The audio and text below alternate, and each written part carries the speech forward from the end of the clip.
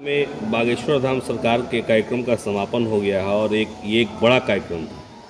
बहुत सफलतापूर्वक आप लोगों ने इसे संपन्न करा लिया। किसका विशेष योगदान रहा इसमें?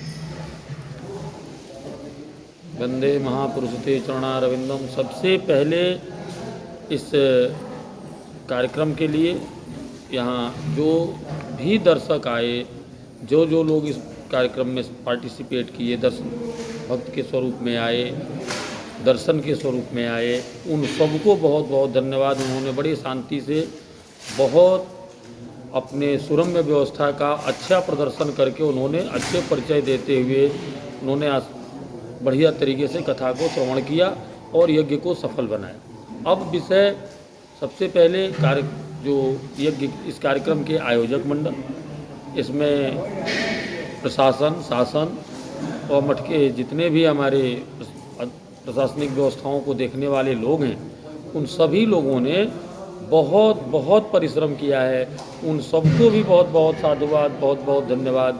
बागेश्वर धाम सरकार आए, इस धरा पर 5 दिवस तक उन्होंने निवास किया और अपनी अमृतमयी वाणी से हिंदुत्व और सनातन को जोड़ने का एक बड़ा ही एक कीर्तिमान स्थापित किया है।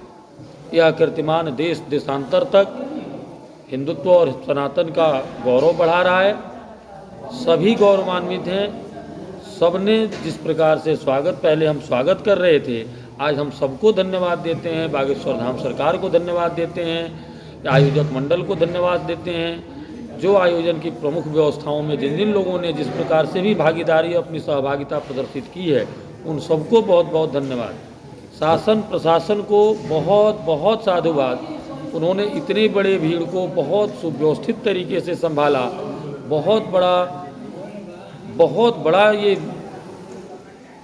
एजेंडा था कि केवल कार्यक्रम को सुरक्षित और किसी को कोई खरोच ना आ जाए। तो प्रशासन ने सबको हाथ जोड़कर प्रार्थना करके कि कैसे व्यवस्था से आपको चलना है, कैसे रहना है, ये सारी व्यवस्थाओं को प्रशासन ने बहुत बखूबी निभाया। इसके लिए प्रशासन को भी बहुत बहुत धन्यवाद। मीडिया कर्मियों को बहुत बहुत धन्यवाद, जिन लोगों ने सबसे बड़ा अथक प्रयास किया। इस कार्यक्रम को अनेक छोटे छोटे चैनलों से लेकर नेशनल चैनल तक सबने इसको प्रमोट किया, दिखाया कि भाई देखिए सनातन की वार्ता हो रही है। जो लोग नहीं आ पाए उन लोगों तक भी ये मैसेज, यहाँ की चर्चा, आश्रम के बारे में चर्चा, उनके कार्यक्रम की चर्चा, उनकी वाणी की चर्चा जन पूरे 150 करोड़ हिंदुओं तक पहुँचाने का जो कार्य किया, इसके लिए उनको भी बहुत बहुत धन्यवाद, बहुत बहुत साधुवाद। रामनगर पिछले वर्ष भी रामनगर में एक बड़ा धार्मिक आयोजन हुआ था। इस वर्ष भी धर्म का समागम लगा, सनातन की बात हुई। पिछले 2 वर्षों से जिस तरह से बड़े आयोजन हो रहे हैं, क्या उम्मीद की जा सकती है कि आने वाले समय में इससे भी बड़े बड़े आयोजन होते रहेंगे? बिल्कुल होंगे। अगले साल ये ठाकुर जी का वार्षिकोत्सव है। ठाकुर जी का वार्षिकोत्सव का अर्थ ही यही है कि हर साल और बड़ा से बड़ा आयोजन हो, लोगों के अंदर हिंदुत्व और सनातन की जागृति हो, धर्म में आस्था हो, अपनी गुरु परंपरा में प्रेम हो, निष्ठा हो।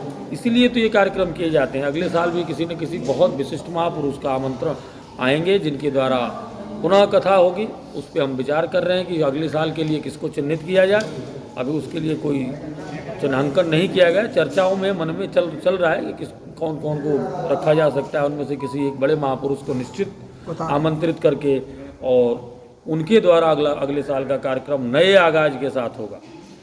रामनगर में आपने इतना बड़ा आयोजन कर दिया। 8 और 9 मार्च को जिस तरह से भीड़ हुई थी, क्या इसका अंदाज़ा इस आयोजन कमेटी को था कि सनातन के प्रति लोगों का स्नेह इतना होगा कि इतनी भीड़ हो जाएगी? देखिए, हम लोगों का अनुमान जो था, जो सही है, उससे पूर्व भी हमने कई बार लोगों से कहा कि 50,000 से 1 लाख लोगों के आने की संभावना है। ये अनुमान हमें भी नहीं था, क्योंकि हमने इसको प्रमोट नहीं किया। कोई कार्यक्रम को समय न होने की वजह से कुंभ के बाद आए और 4 दिन में ये कार्यक्रम अपडेट किया गया है। 27 तारीख को कुंभ का लास्ट स्नान था, 28 को हम आए हैं। 28 तारीख से तो और 5 दिन का समय बचा। 1, 2, 3, 4, 5, 6 तारीख को कार्यक्रम शुरू हुआ है। 5 दिन में आपने देखा होगा कहीं होर्डिंग, बैनर्स, पेपर, मीडिया, कहीं ये कार्यक्रम को हम प्रमोट नहीं कर पाए। लेकिन तो इसीलिए हमारा अनुमान था कि लोगों तक पूरी जानकारी न होने की वजह से संख्या कम होगी।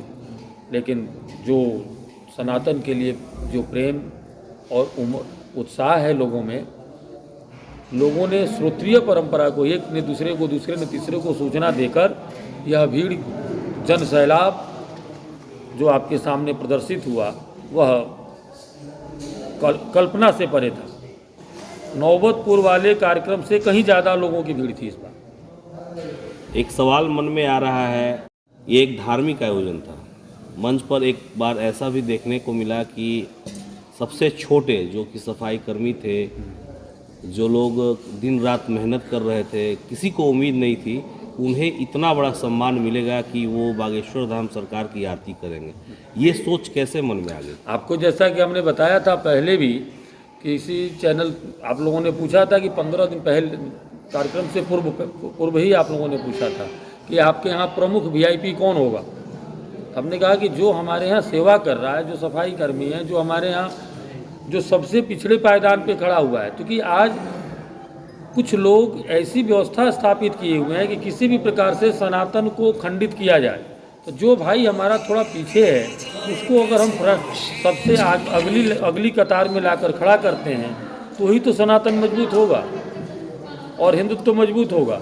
जाति और धर्म की व्यवस्थाओं से बहुत आगे बढ़ के हमको ये काम करना होगा।